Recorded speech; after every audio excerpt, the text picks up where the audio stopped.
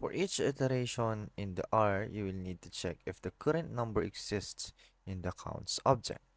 Inside your for of loop, so we are inside in our for of loop, add an if as a statement to check if the num key exists in the counts object. So we would have to access our counts object first and then access the key of that object is named num.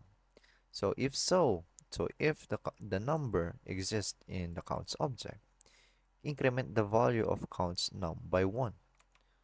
Counts num, and we can increment it again by plus plus. Below your if statement, include an else clause that assigns 1 to counts num. So we just have to counts num, and then it instructed us that the counts object with the key of num should be assigned to 1. That's it. And so that would be it. Nice.